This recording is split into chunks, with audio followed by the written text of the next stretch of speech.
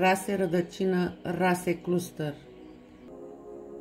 Formarea celor 5 rase rădăcină fizice și a planurilor clusterelor pentru evoluție prin crearea ADN-ului.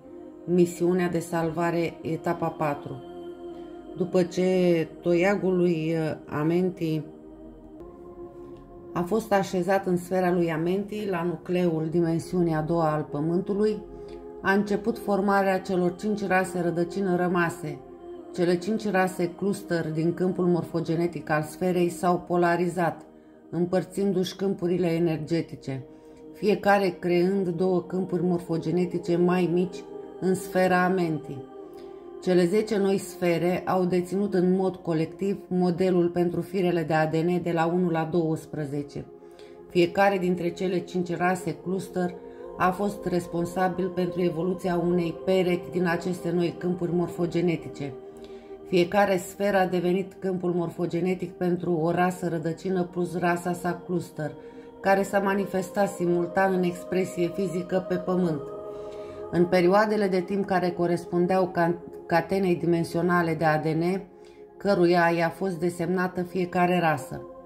Aceste 5 câmpuri morfogenetice au devenit rasele rădăcină de la 3 la 7, prin care catenele de ADN de la 2 la 6 vor fi asamblate. Fiecare rasă rădăcină a fost responsabilă pentru evoluția, asamblarea unei catene de ADN, în timp ce însoțitorul său, rasa cluster, avea să dețină amprenta acelei catene plus firele de la 7 la 12. Rasele cluster vor apărea în primul rând și prin această rasă rădăcină. Rasa cluster s-a împărțit în 5 subrase cluster, iar fiecare subrasă s-a împărțit în 5 familii cluster. Rasa rădăcină s-ar descompune apoi în 7 subrase, iar fiecare dintre cele 7 subrase s-ar descompune în 7 familii. Fragmente de suflet din dimensiunea care corespundea catenei de ADN a rasei rădăcină ar fi trase din câmpul unificat al acestei dimensiuni în forma corpului, trăgând progresiv benzile de frecvență ale acelei dimensiuni în ADN, până când toate frecvențele acelei dimensiuni au fost ansamblate în câmpul morfogenetic al corpului. Acest proces urma să fie realizat în 24 de încarnări, adică 2 cicluri de 12, care au fost trăite într-un singur corp. Cu câmpul morfogenetic din sfera Amenti, care deține tiparul pentru forma corpului, sufletele prinse în acea dimensiune ar putea începe să-și îmbine conștiința cu noua forma corpului și prin 24 de cicluri de încarnare își trage conștiința într-un singur tipar, care ar vibra suficient de sus pentru a fuziona cu sfera Amenti. Fragmentele de suflet s-ar încarna odată, apoi s-ar transmuta pe fiecare dintre cele 7 familii ale subrasei sale, apoi prin fiecare dintre cele 5 familii cluster ale subrasei sau cluster, construind tiparele de frecvență inferioară, adică tonurile de bază ale acelei dimensiuni în ADN-ul prin primele 12 transmutări în cadrul familiilor.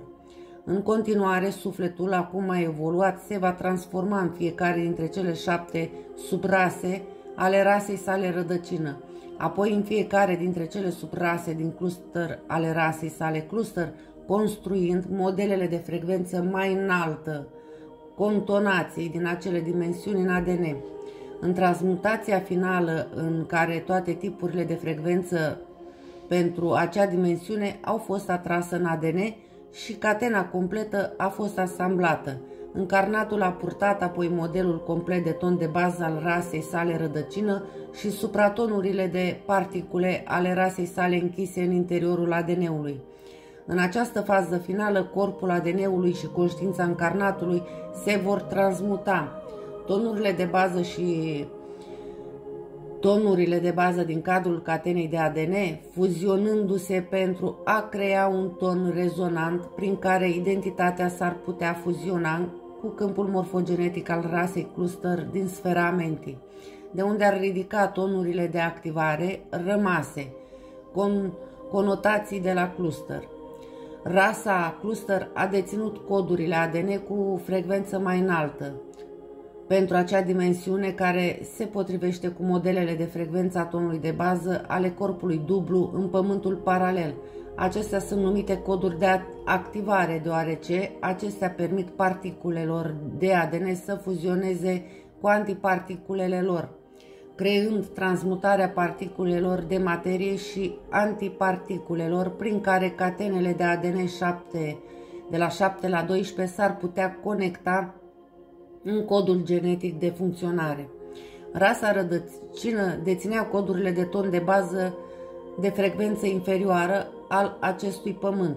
Odată ce ambele seturi de coduri ADN au fost ansamblate în ADN prin cele 24 de transmutări, codurile de activare a tonurilor de la cluster iar permite încarnatului să intre în câmpul morfogenetic al clusterului său în sfera mentii, unde firele de ADN de la 7 la 12 s-ar conecta la codurile de activare. Acest lucru ar deschide câmpul morfogenetic al colectivului palaedorian, 5 principale rase cluster, unde codurile celorlalte rase rădăcină ar putea fi asamblate și modelul complet de 12 catene ADN ar fi restaurat. Pe măsură ce a avut loc acest proces de activare a ADN-ului, încarnatul a fost capabil să intre în câmpul morfogenetic al flăcării albastre din Tara, cu conștiința sa, care a început activarea catenelor de ADN de la 7 la 12 din corp. Acest proces a crescut rata de pulsație a particulelor de materie ale corpului în modele ale Universului Armonic 2, ceea ce i-a permis încarnatului să-și transforme corpul în lumină, să treacă prin sălile amentii ca energie pură, apoi să se manifeste din nou într-o versiune mai puțin densă a acelui trup pe Tara.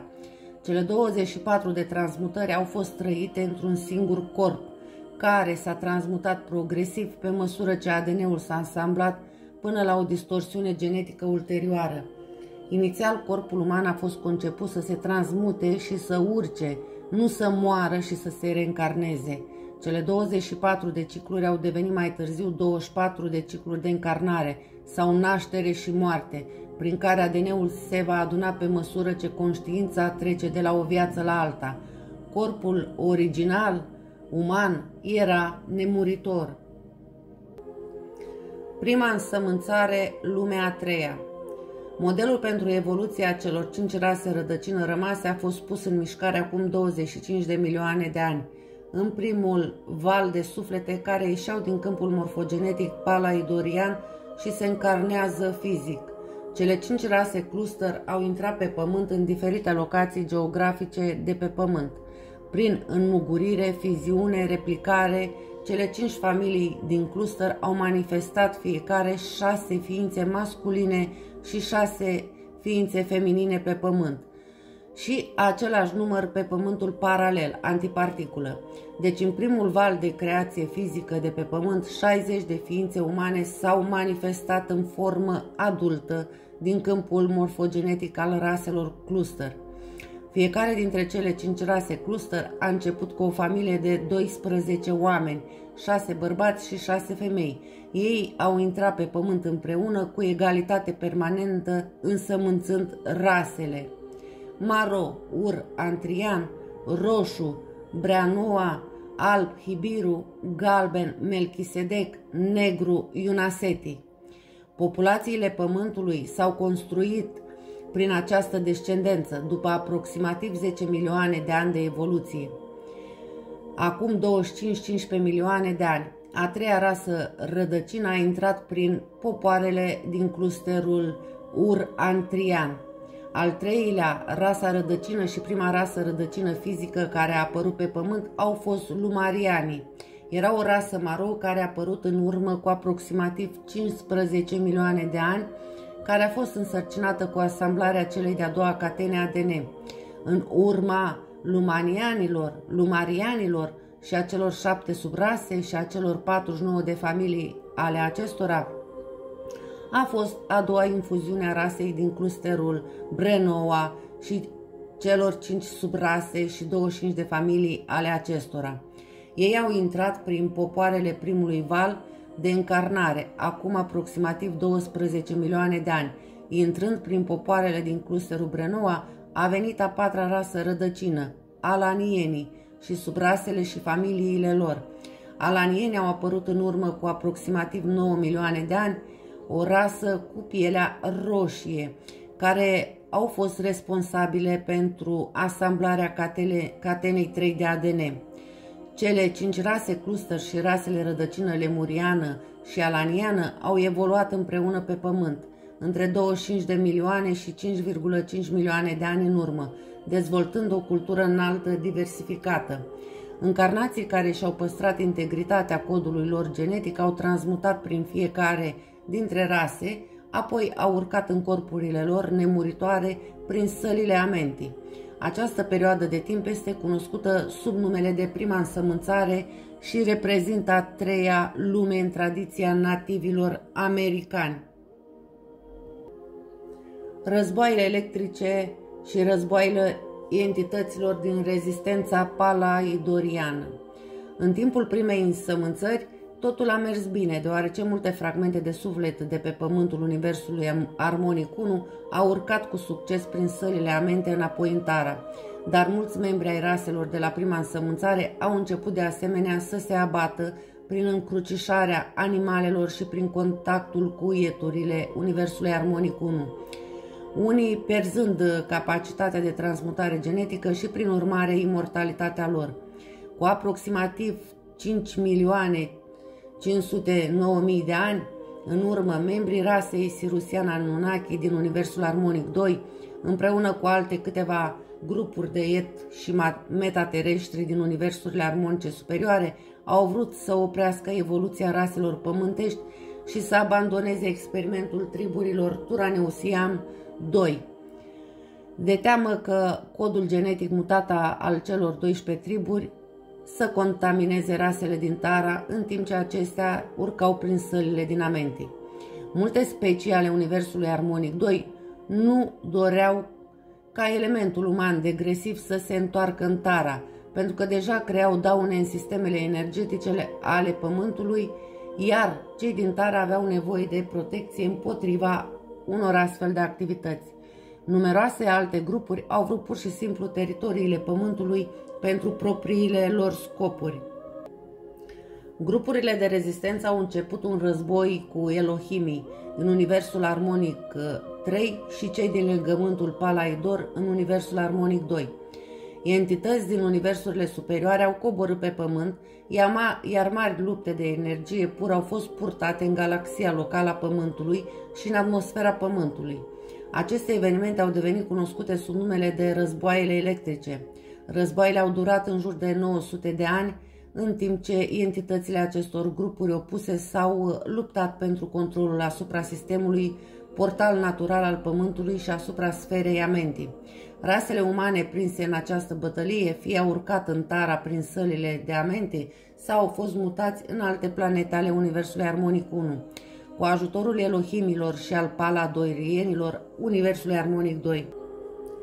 Cei care și-au pierdut codurile genetice nemuritoare și nu au părăsit Pământul au pierit, împreună cu multe alte forme de viață, animale, pe măsură ce mediul planetar al Pământului a fost aruncat în haos. Pământul ar fi fost distrus dacă nu ar fi intervenit Brenau din universul armonic 5. Sigiliul lui Amenti și sfârșitul războaielor electrice. Entitățile Brenau au negociat un tratat între aceste facțiuni opuse. În acord, rasele rădăcină ale Pământului aveau să li se permită să evolueze, dar sălile Amente, portalurile dintre Pământ și Tara, ar fi sigilate pentru oameni până când mutațiile din codul genetic al raselor rădăcină 3 și 4, care contaminaseră câmpurile morfogenetice, ar putea fi inversate.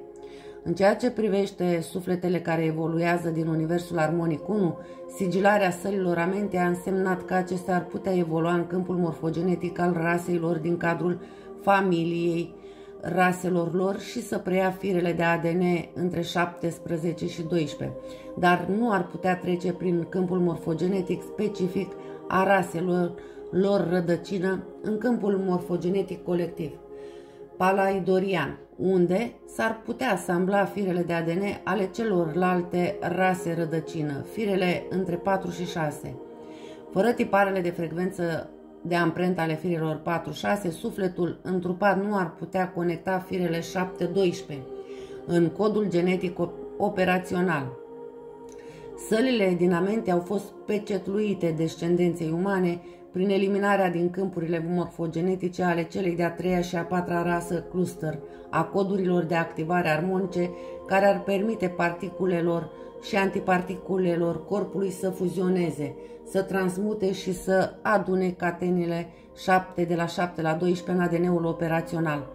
Această modificare morfogenetică a sigilat efectiv particulele de corpul fizic din corpul eteric, corp antiparticulă, făcând imposibilă transmutarea finală a codurilor de la 7 la 12 de armonizare specific rasei.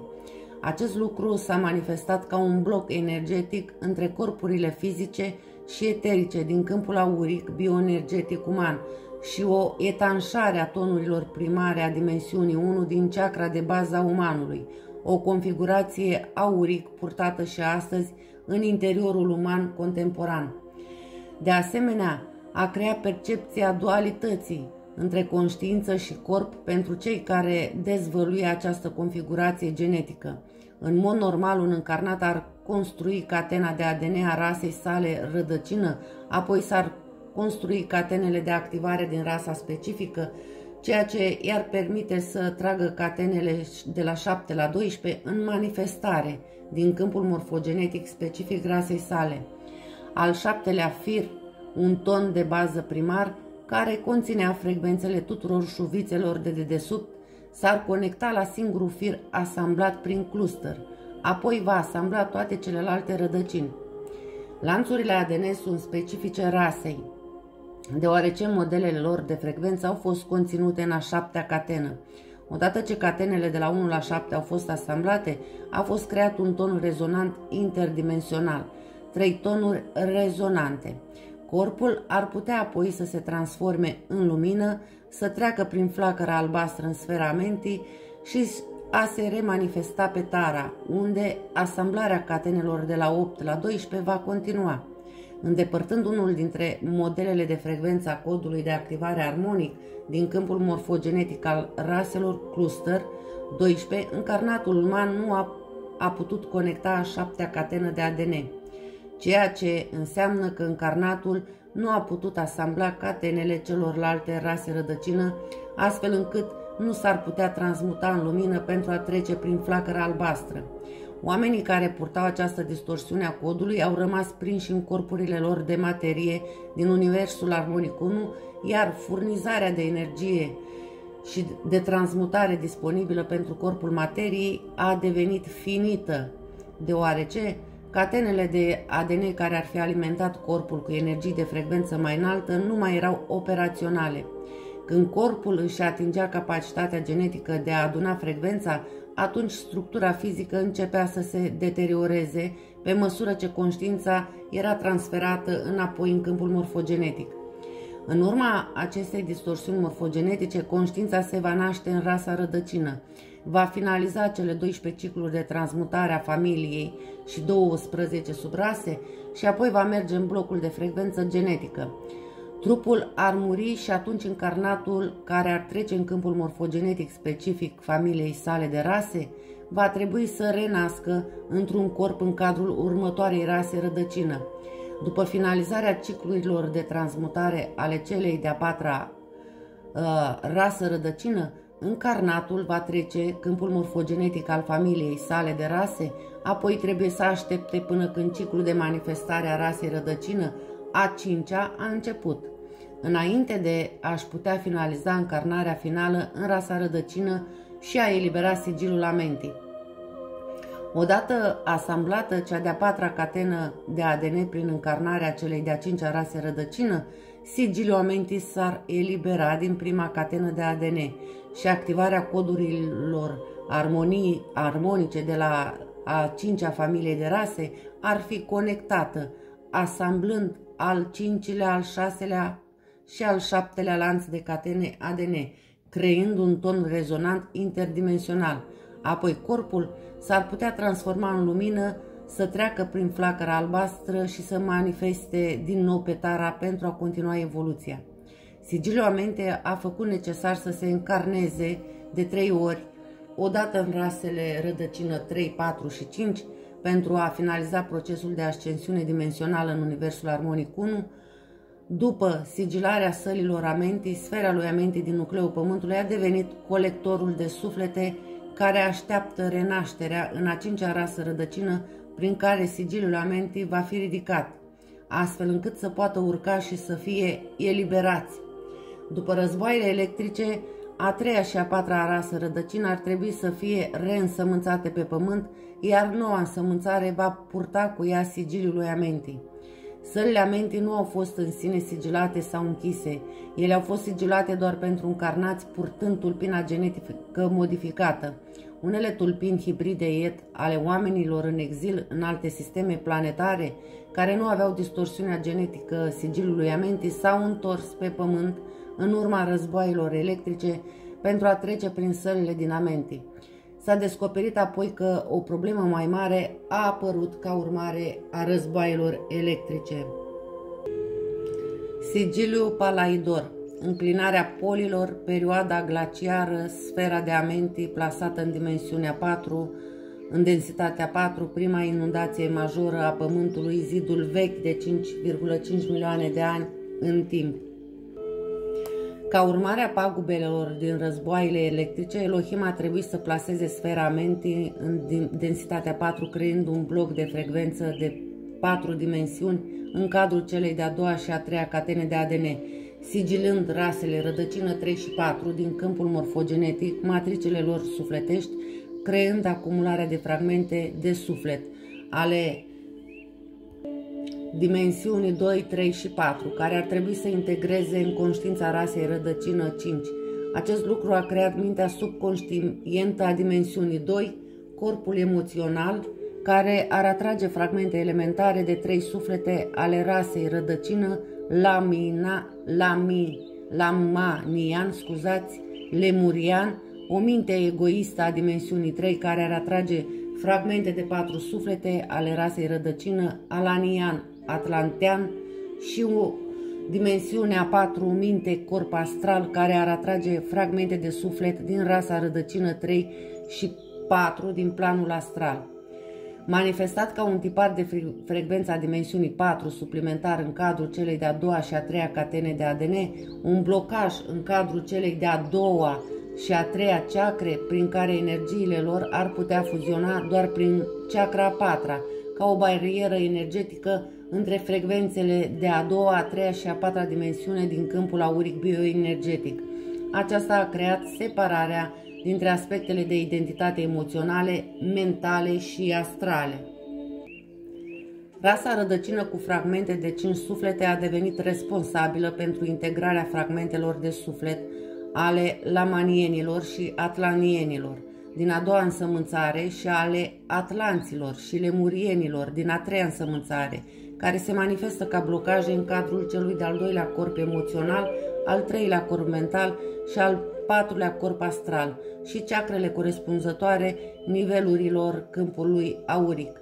Sigiliul e eliberat prin asamblarea celei de-a 4-a catene ADN și integrarea fragmentelor de suflet care trebuie să aibă loc înainte ca sigiliul de Amenti să se poată elibera din prima catenă de ADN.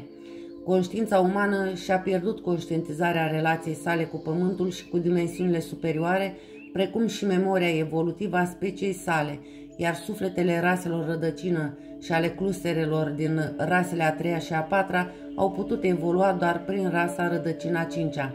Configurația aurică rămâne în descendenții umani de astăzi ai raselor rădăcină 3 și 4 și în rasa rădăcină ariană 5. Actuala rasă rădăcină ariană este acum responsabilă pentru integrarea fragmentelor sufletești ale clusterelor strămoșilor din lamanian, lemurian, ur, antrian și brenoa. Din a 2-a și a 3-a însămânțare, rasa rădăcină ariană este de asemenea responsabilă pentru integrarea tonurilor antiparticule omise de sigiliul de Amenti, care apar ca o acumulare de particule electrice în corpul eteric numite miasme, care distorsionează funcționarea naturală a sistemului chakrelor și accelerează manifestarea bolii fizice. Sigiliul palaidorului trebuie eliberat înainte ca sigiliul amentii să se poată elibera, ambele obținute prin asamblarea celei de-a patra catene ADN. Pentru o perioadă de timp după sfârșitul războaielor electrice, Pământul nu a putut susține viața. Timp de peste 4.000 de ani, Pământul a fost afectat de modele meteorologice neregulate, deplasări tectonice și anomalii climatice. Pământul a experimentat o inversare lentă, parțială a polilor și s-a înclinat de câteva grade pe axa sa între 5.500-8.000 ani și 5.504.000 de ani în urmă, ca urmare a daunilor aduse rețelei energetice și sistemelor portal ale Pământului în timpul războaielor electrice. Numeroasele rase Yet au vizitat planeta în perioadele ei mai slabe, unele servind ca gardieni asupra sferei amentii. Diverse forme de animale au fost din nou reînsămânțate prin vizitele raselor. Cu aproximativ 5.504 milioane de ani în urmă, o schimbare bruscă și finală a rețelei Pământului, pe măsură ce polii ei s-au realiniat, a provocat o înghețare rapidă, o perioadă glaciară care a distrus majoritatea formelor de viață de pe planetă, cu excepția unora dintre cele care locuiau în caverne, adânci sub mări. În urma acestei schimbări, rata de vibrație a rețelei Pământului a scăzut rapid și nu a mai putut menține frecvențele mai înalte ale sferei amentii în miezul său. Dacă sfera lui amentii nu ar fi îndepărtată, Pământul ar exploda. Pentru a evita distrugerea planetară, Elohim din Universul Armonic 3 și familiile de entități ale Confederației Ra au detașat câmpul morfogenetic, sfera amentii din miezul Pământului, în dimensiunea a doua, acum 5 miliarde 500 milioane de ani. A fost plasat într-o poziție singură în spațiul adânc, în benzile de frecvență a patra dimensiune. Deoarece sfera a fost plasată în benzile de frecvență a dimensiunii 4, a dobândit un sigiliu de frecvență a patra dimensiune, ceea ce înseamnă că sufletele care nu și-au asamblat încă al patrulea șir de ADN nu mai puteau fuziona cu câmpul morfogenetic al rasei rădăcină, matricea sufletească sau cea a clusterului de care aparțin. Rasele rădăcină 3 și 4 și rasele cluster, care urmau să fie reînsămânțate pe Pământ cu sigiliul amentii în codul lor genetic, nu au putut evolua pentru a asambla cea de-a patra componentă, deoarece această componentă a fost asamblată prin naștere prin cea de-a cincea rasă rădăcină. Acest sigiliu din a patra dimensiune de pe sfera lui amentii a devenit cunoscut sub numele de sigiliu din Palaidor, deoarece a sigilat rasele din câmpul lor morfogenetic, palaidorian, odată ce au intrat în manifestare. Rasa rădăcină 3, lamanian sau lemurian, și rasa rădăcină 4, sufletele atlaniene sau atlantice, ale cele de-a doua și a treia și a patra dimensiune. După moarte, aceste suflete ar intra în nucleul Pământului dimensiunii 2, iar conștiința lor s-ar fragmenta în câmpul unificat al dimensiunii 2 al Pământului. După ce și-au pierdut forma, câmp morfogenetic, ei s-ar încarna în conștiința elementară și ar evolua ca forme de viață în a doua dimensiune.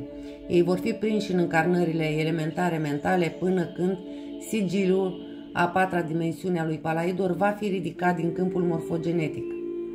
Câmpul morfogenetic palaidorian amentii, din sfera amentii, a reprezentat matricea sufletului colectiv pentru descendența umană de pe Pământ.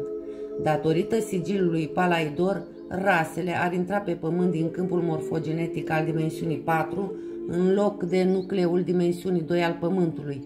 Ar experimenta o singură încarnare, vor muri și vor deveni parte din conștiința Pământului, pierzându-și simțul identității. Între timp, porțiunea din esența lor care a preluat secvențele tonului de bază a patra dimensiune, în timp ce trecea prin dimensiunea 4 la naștere, s-ar ridica înapoi în benzile de frecvență inferioară ale dimensiunii 4 la moarte. Aceste fragmente de identitate au devenit conștiința astrală fără întruchipare, fără o formă corporală sau o amprentă de identitate organizațională. Cea de-a cincea rasă rădăcină, aeranii, au reușit să-și păstreze forma în identitatea astrală, deoarece frecvențele dimensiunii 4 erau deja continuate în a patra lor catenă ADN. Deși aeranii nu au putut conecta a doua, a treia și a patra catenă de ADN una de cealaltă până când cea de-a patra catenă a fost complet asamblată. Modelul de identitate s-a manifestat în a doua, în a treia și a patra dimensiune, creând un corp emoțional elemental în dimensiunea 2, corpul mental al dimensiunii 3 și un corp astral al dimensiunii 4. Pe măsură ce rasa aeriană și-a asamblat progresiv cea de-a patra componentă de ADN, ar rezulta unitatea dintre conștientizarea emoțională a dimensiunii 2, conștientizarea mentală dimensiunea 3 și conștientizarea astrală dimensiunea 4, permițând conștiinței să se separe de corpul fizic și să călătorească prin planul astral al dimensiunii 4. Odată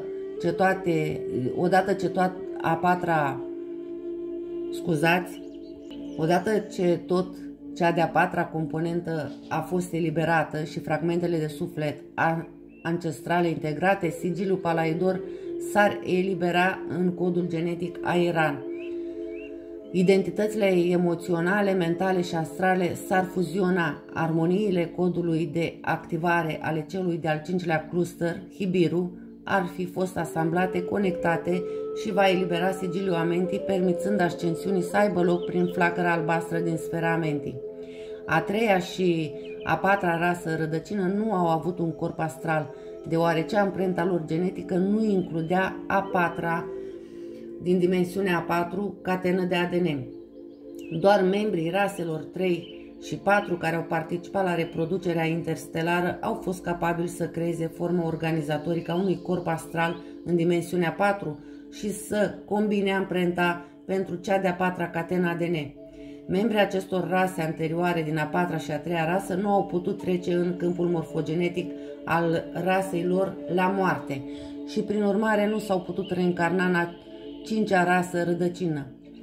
La moarte, esența lor sufletească s-a fragmentat în câmpurile unificate ale dimensiunilor 2, 3 și 4, în care ar trebui să se contopească cu conștiința aeriană pentru a se înălța.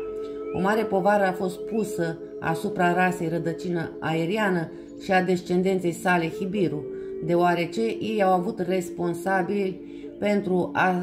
au devenit responsabili pentru asimilarea fragmentelor de conștiință din rasa 3 și 4 din strămoși, înainte de a putea urca pe deplin.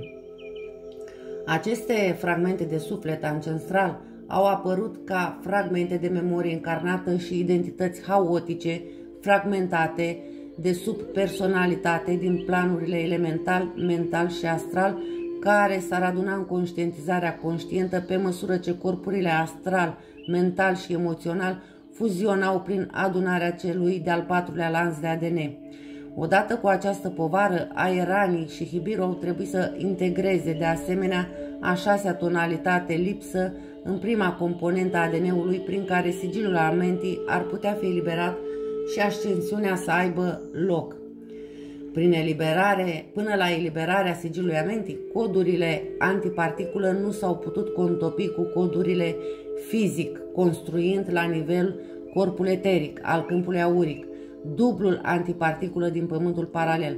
Această acumulare electrică în corpul eteric a făcut ca particulele corpului fizic să devină prea dense și să se manifeste ca blocaje, numite miasme, în canalele naturale de energie ale corpului, accelerând manifestarea bolii fizice și procesul de deteriorare celulară. Rasele Aeran și Hibiru și descendenții lor arieni și Hibiru vor moșteni această povară a curățării celulare.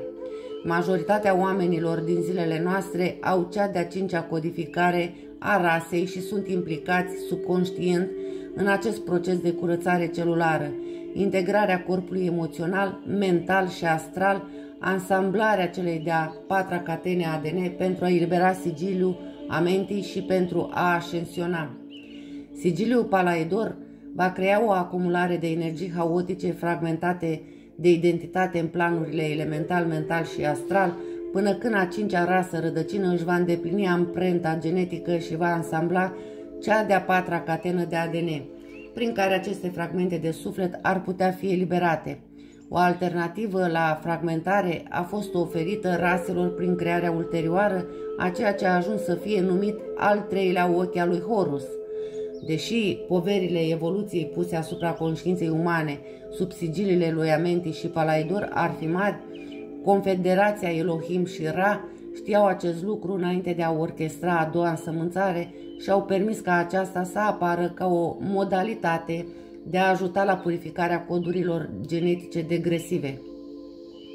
Amprentele genetice cu vibrații inferioare s-ar dizolva în câmpul unificat al dimensiunii 2, în timp ce esențele sufletești ar putea reevolua prin cele 5 rase. Ei știau că, într-o zi, când grila Pământului va vibra suficient de sus, sfera lui Amenti ar putea fi returnată în miezul Pământului, eliberând sigiliul în a patra dimensiune al Palaidor și sufletelor pierdute în dimensiunea 2 și 4. Ar putea urca. Nu numai că sigiliul lui Palaidor a creat probleme în cadrul procesului de încarnare, dar a creat și probleme pentru încarnații fizici de pe Pământ. Câmpul morfogenetic al rasei prin care se încarnează o rasă reprezintă banca de memorie vie a acelei rase în evoluție. Dacă câmpul morfogenetic al unei rase este îndepărtat de pe o planetă și energiile sale nu mai circulă prin grila planetară, întreaga memorie a rasei este ștearsă din memoria celulară a planetei. Oamenii în viață de pe planetă nu pot găsi cele mai multe cuanturi sau frecvențe secvențe dintre memoria rasei. Ei nu își amintesc originile, scopurile pentru care au venit sau destinația lor pe parcursul evoluției. Porțiunile câmpului morfogenetic al rasei îndepărtate de pe planetă iau cu ele amprenta lanțului ADN prin care această memorie ar fi stocată în memoria celulară corporală a unui încarnat. Particulele de ADN corespunzătoare se desprind din firele de ADN care operează, își pierd secvența de ordine liniară și nu se pot traduce prin structura neurologică a omului în percepția conștientă. Particulele de ADN care se desprind din firele de operare devin ceea ce oamenii de știință a Pământului numesc ADN nedorit, stocat în celulele fără niciun scop aparent. După ce sigiliul Palaidor a fost fixat, rasele celei de-a doua însămânțare aveau să se încarneze fără amintiri despre identitatea lor sau despre lumile dimensionale superioare din care veniseră. Această cunoaștere ar fi stocată în a patra dimensiune și ar putea fi accesată doar prin esența astrală. Rasele ar uita de asemenea conexiunea lor cu Pământul și unele cu altele, deoarece această memorie este stocată în a doua componentă și este blocată în perspectiva mentală. Omul din a doua însămânțare ar avea un nou tip de conștiință, o percepție a dualității exagerate și un sentiment de separare de toate lucrurile care ar îngropa memoria și adevărul învățăturilor legii sacre ale lui Unu. Prin codurile ADN demontate, stocate în celule, omul va dezvolta o minte subconștientă, care conține conștiința celui de-al doilea lanț ADN și fragmente de suflet extrase din câmpul unificat elementar al dimensiunii 2. Ar trebui să aibă loc un timp de asimilare a viselor pentru a începe asamblarea conștientizării astrale a celei de-a patra componente și a fragmentelor de suflet extrase din câmpul unificat al dimensiunii 4. Un nou timp de conștiință multistrat s-ar dezvolta în om, destul de diferit de conștientizarea anterioară unificată a corpului său nemuritor. Chiar și pentru vizitatorii de descendență non-umană, memoria istoriei planetei nu ar fi găsită decât dacă ar fi aceasta prin sfera mentii în a patra dimensiune. Sigiliul Palaidor a plasat Pământul într-o carantină de frecvență, prin care a devenit temporar deconectat de comunitatea sa intergalactică. Oamenii pe Pământ nu ar fi capabili să-și amintească ce a existat pe Pământ sau dacă Pământul era un membru al vastelor câmpuri de realitate multidimensională care conțineau nenumărate forme de viață. S-a pus mare speranță în succesul evoluției celei de-a cincea rădăcină, deoarece a cincea rasă rădăcină a fost concepută pentru a asambla cea de-a patra catenă ADN, catena care corespundea celei de-a patra dimensiuni. Dacă a cincea rasă rădăcină și-ar putea evolua pe deplin conștientizarea astrală, ar putea trece prin sigiliul Palaidor. În timp ce era încă în viață în trup, ei puteau să se trezească în mod conștient în corpurile lor astrale, să descopere secretele codurilor lor lipsă și să înceapă să vindece conștient mutațiile din codurile lor genetice. Cele 5 rase aveau să devină păstrătorii înregistrărilor pentru pământ, până când sfera lui Amenti va fi returnată miezului pământului, deoarece ar putea scoate memoria rasei pierdute din sfera Amenti în dimensiunea 4 și să o aducă în viață din nou pe planetă. După îndepărtarea sferei lui Amenti din miezul pământului în urmă cu 5.500.000 de ani, rețeaua pământului a scăzut rapid în viteză, apoi a început o accelerare mai rapidă. Pe măsură ce energiile neregulate rămase din sferă s-au infiltrat prin sistemul bioenergetic al Pământului, s-au produs din nou schimbări climatice. Masele de pe Pământ au alunecat sub ape și mari cutremure au avut loc pe planetă. În 3 ani de la îndepărtarea sferei a venit o mare inundație care a acoperit peste 85% din suprafața Pământului. Amintirea acestui potop, împreună cu cea a altor două, a fost odată de Elohim și consemnată în istoria noastră biblică ca un singur eveniment. Inundația de acum 5.500.000 de ani, tocmai descrisă, este prima inundație majoră de pe Pământ. A doua majoră a avut loc acum aproximativ 849.000 de ani. Și a treia în timpul celei de-a treia însămânțări a raselor rădăcină. Au existat multe alte perioade de inundație, dar aceste 3 perioade au fost cele mai notabile. Odată cu sigiliul Palaidor a apărut un zid în timp, în spatele căruia s-a ascuns adevărul descendenței umane. Oamenii născuți în a doua și a treia însămânțare ar fi marcați de sigiliile lui Amenti și Palaidor, dezvăluind povara unui trecut de care nu și-ar mai aminti. Ar putea dura milioane de ani pentru ca rata de vibrație a rețelei Pământului să crească suficient pentru ca viața de codificare din a patra dimensiune, adică a cincea rasă, să poată să fie susținută și sfera Amenti să se întoarcă, astfel încât sigiliul Palaidor să poată fi ridicat. Evoluția umană a fost oprită în urmă cu 5,5 milioane de ani și ar fi rămas așa dacă nu ar fi fost Sirius B.